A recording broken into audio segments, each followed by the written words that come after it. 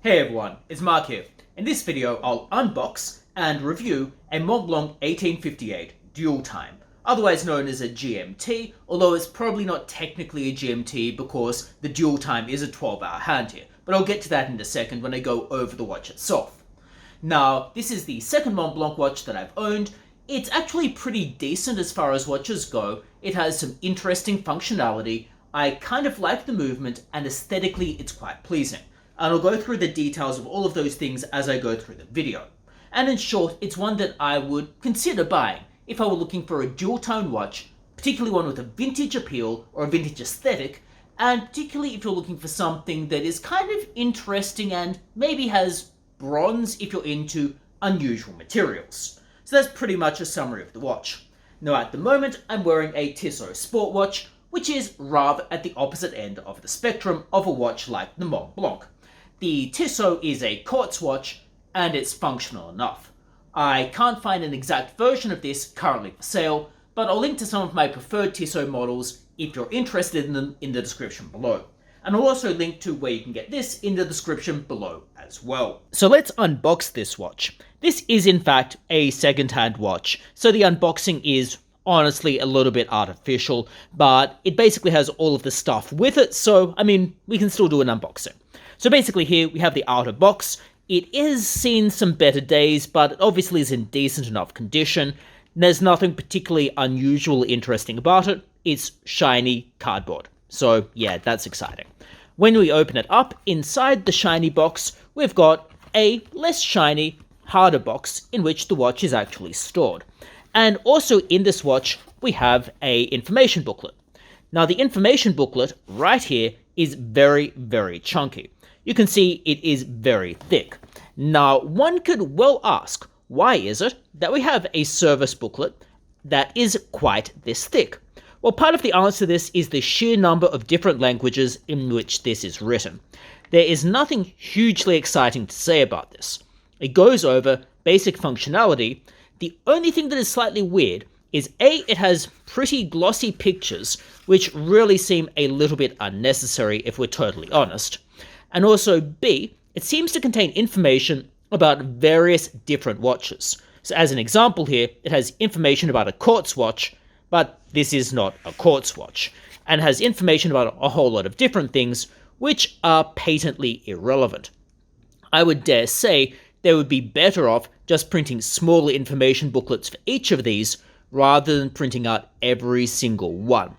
But it is a thorough booklet, so if you're really into the technical specifications of every single different watch, then obviously you're able to open up this and sort of go to the one that you're particularly interested in.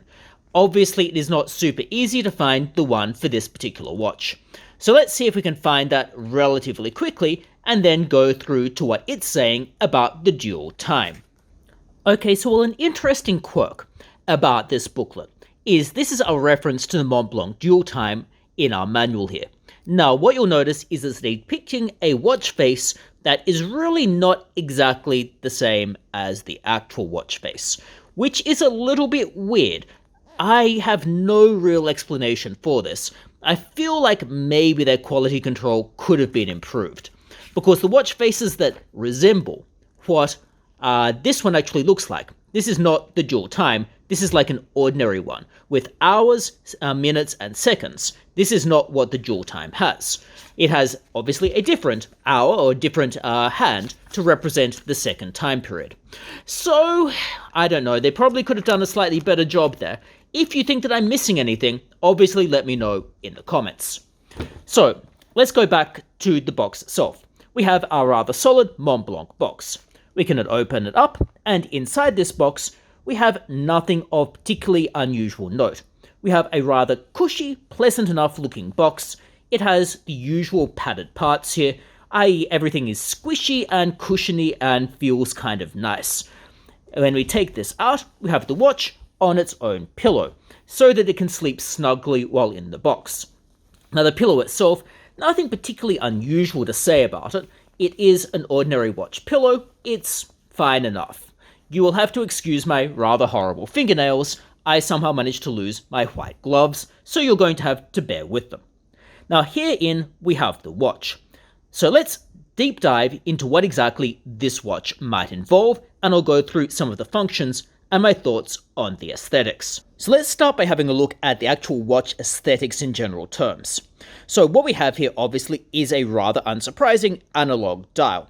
Now on the dial, if we have a look in here, what you'll see is there's an ordinary hour hand, a minute hand, and this second hour hand, which is the dual time part. You'll notice here that it's a 12-hour dual time as opposed to 24-hour, so I guess it's not strictly GMT, but still same basic functionality. 12-hour is arguably a little bit more easy to read.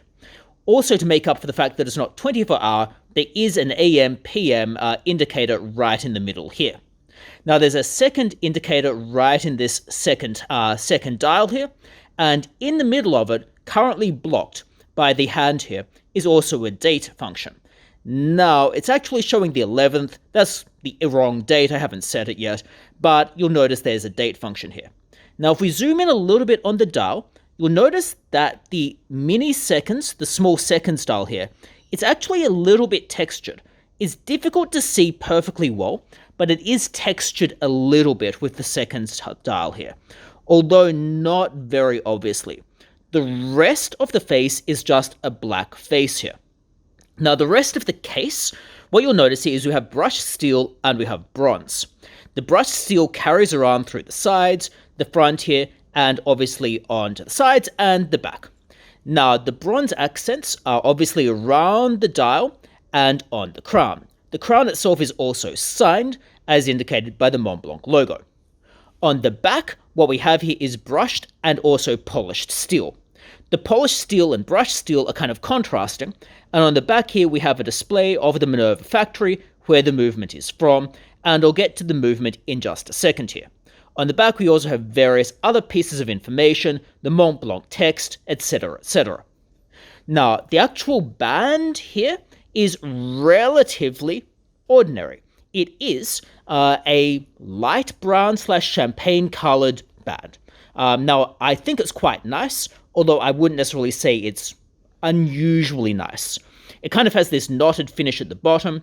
Now, that's not my personal favorite aesthetic, but I know that it fits in with the vintage aesthetic of this watch. So I think it suits the watch very well, and certainly harkening back to some of the older Minerva models that existed like ages ago. So there's definitely a distinct retro vibe to it, which I know that if one is looking for a watch like that, this obviously fits the bill. So aesthetically, it works very well. I do rather like the contrast of the polished and brushed steel on the back. I think it works quite well. Although I wouldn't necessarily go out of my way to buy something with a design on the back, but I think this is functional enough.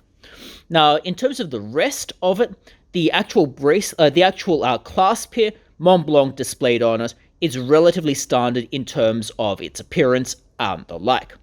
So that's pretty much what we have in terms of the aesthetics.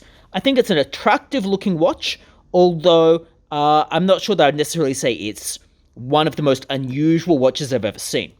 The dimensions of it are reasonably large. We're looking at it being approximately 44 millimeters in case diameter, and we're looking at about 12.3 millimeters in terms of height. So it is not a small watch. It is going to be on the bigger side, and if you have relatively small wrists, then obviously this is going to stand out. So that's what we have in terms of the aesthetics. We can now do a bit of a deep dive into what its movement is. So in terms of the movement, what you can see to begin with is the second hand moves quite smoothly.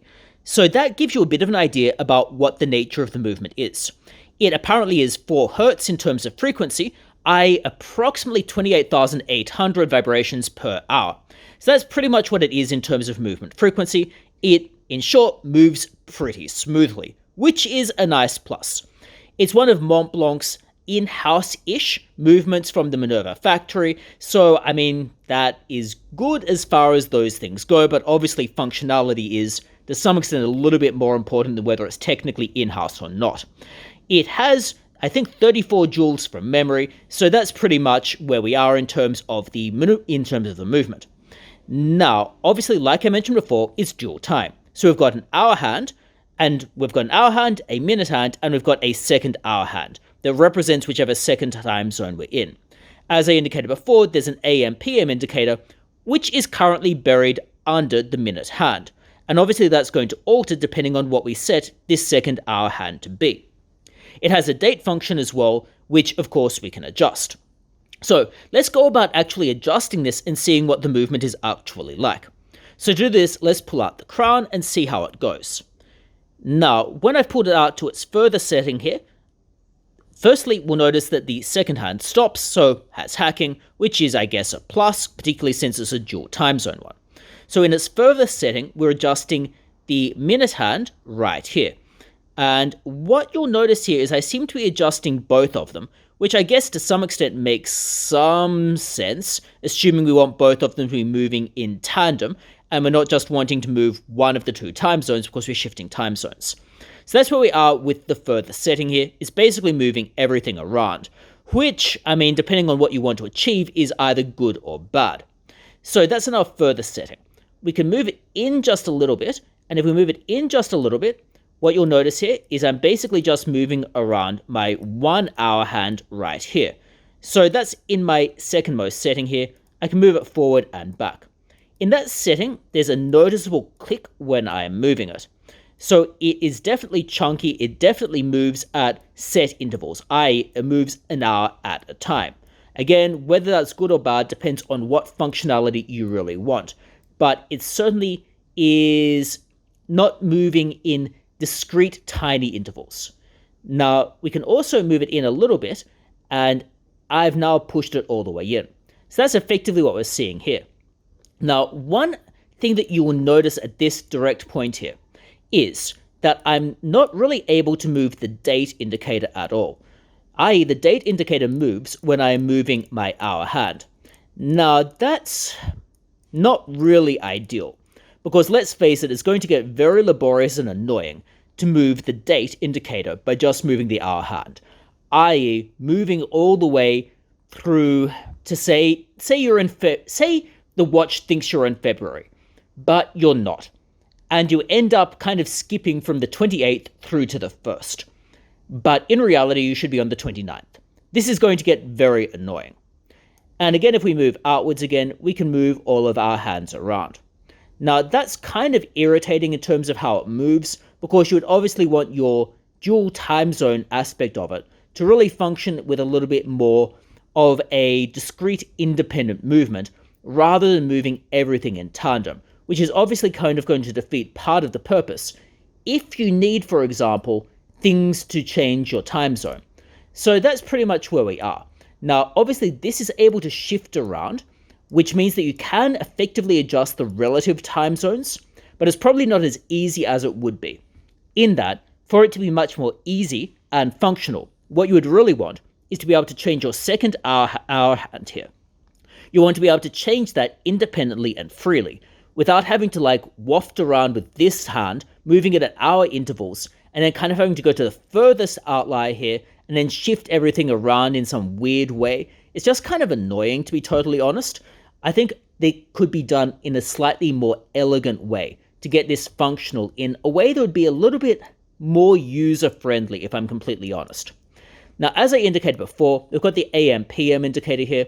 So if we move everything around, if we go around enough, you'll notice the AM/PM indicator obviously moves around with it as I'm moving this hour hand around.